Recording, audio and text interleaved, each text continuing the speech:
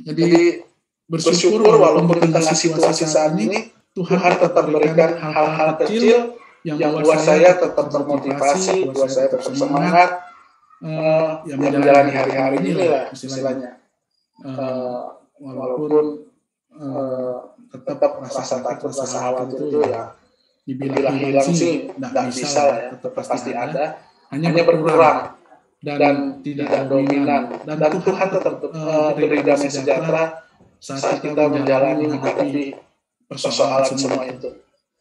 Ya itu aja dari saya. Terima kasih. Oke, mantap, luar biasa dari Pak Henry. Saya kira cukup memberkati kita semua ya, apa yang disaksikan oleh Pak Henry dalam pengalamannya bersama dengan Tuhan. Dan saya yakin setiap kita juga memiliki pengalaman-pengalaman yang unik bersama dengan Tuhan. Pengalaman setiap kita bisa berbeda-beda, betul ya?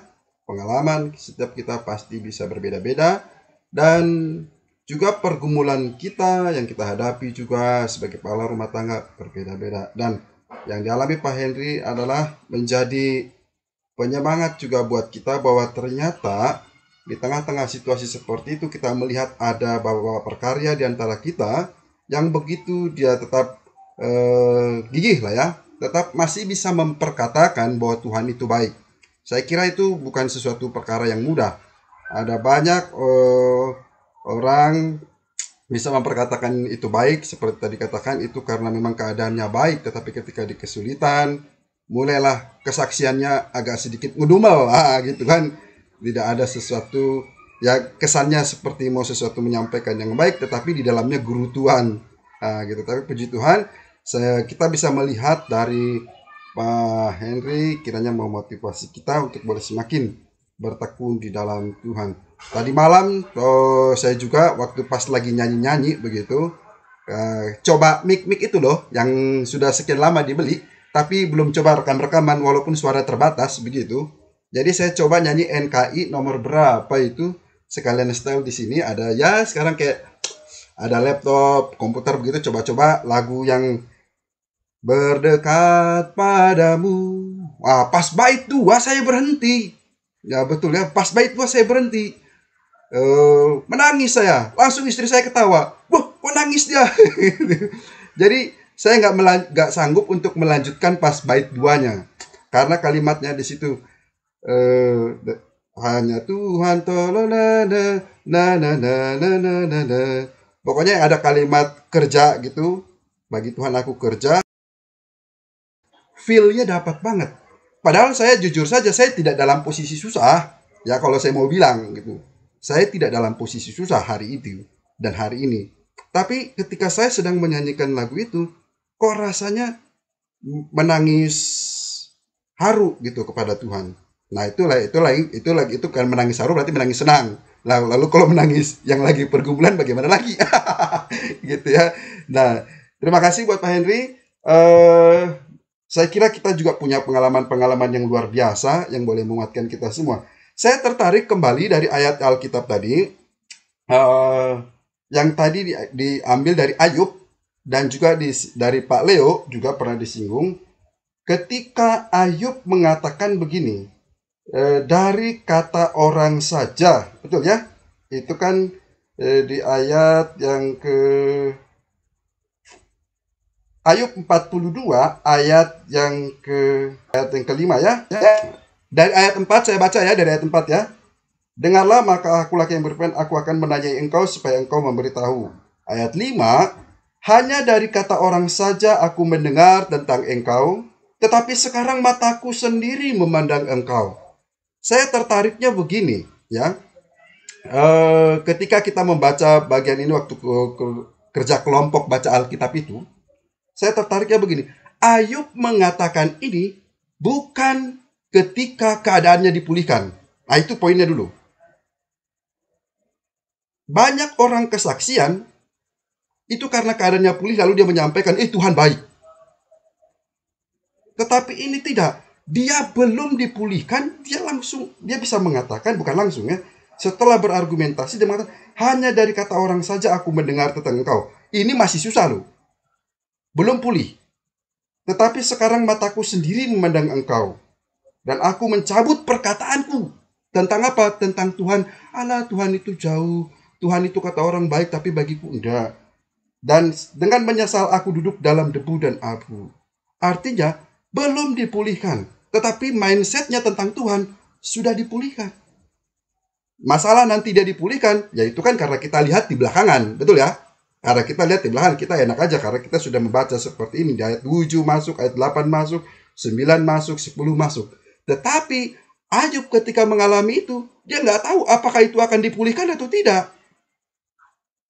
Nggak ada janji seperti itu. Kita hidup sekarang karena kita sudah ada janji-janji yang kita dari pelajari dari para nabi-nabi. Dia belum tahu bahwa dia akan dipulihkan atau tidak. Tetapi pemahamannya tentang Tuhan sudah berubah 180 derajat. Bahkan dia tadinya orang soleh, orang taat beribadah, orang yang selalu katanya bersyukur. Tapi ternyata setelah itu semua peristiwa-peristiwa itu kembali lagi. Ya semakin juga bersyukur, semakin soleh. Dan semakin mendekat kepada. Tetapi pemahamannya tentang Tuhan berbalik 180 derajat.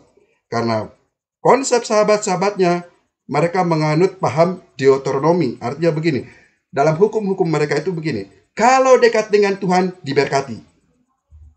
Kalau taat pada hukum Tuhan, akan dilimpahkan.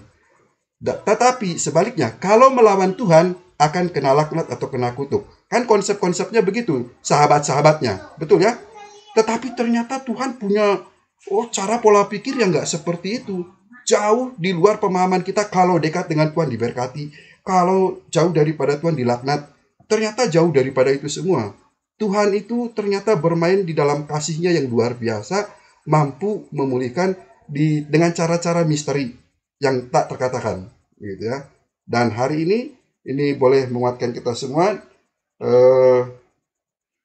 Terakhir sebelum saya tutup, dari renungannya Pak Henry dalam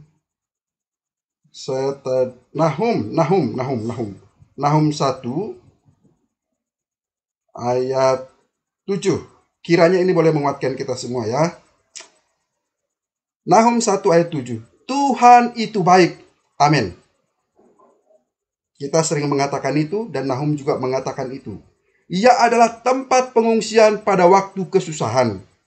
Karena memang tidak ada tempat yang lain. Mau kepada siapa lagi? Ya. Ia mengenal orang-orang yang berlindung kepadanya dan menyeberangkan mereka pada waktu banjir. Pada waktu kesusahan, pada waktu kekelaman, Tuhan ada bersama dengan mereka. Dikatakan lagi, ia menghabisi sama sekali orang-orang yang bangkit melawan dia dan musuh-musuhnya dihalaunya ke dalam gelap. Artinya segala pergumulan kita, ketika kita berjalan bersama dengan Tuhan, Tuhan akan menuntun dan akan memampukan kita untuk menyelesaikan itu semua. Maju terus dalam Tuhan, Bapak-Bapak. Mungkin kita manfaatkan waktu ini. Ada yang mau share tentang yang lain sebelum kita tutup dan doa bersama-sama.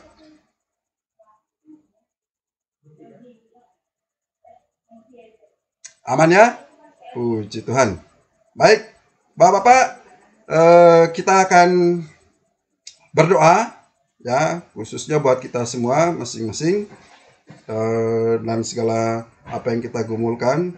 Terima kasih buat Pak Henry yang boleh share motivasi buat kita memahami tentang bagaimana kita berjalan bersama-sama dengan Tuhan. Ketahuilah bahwa kita tetap saling mendoakan, saling menguatkan satu sama lain. Dan kita baru tahu ya, walaupun memang sebenarnya Mami Etsu katakan bahwa Pak Henry itu mau pindah, cuma kita tidak tahu kapan ya gitu ke Jakarta. Ternyata cepat ya, hari Senin. Itu dia. Jadi tidak salah kita memanfaatkan momen ini. Saya yakin dimanapun berada, Tuhan akan tetap menyertai dan menolong dengan caranya Tuhan sendiri. Baik, kita akan berdoa. Silakan Bapak-bapak sampaikan pokok doa kita pada malam hari ini, biar nanti sekalian semua dirapel begitu ya, sekalian ditutup dari Pak Anton.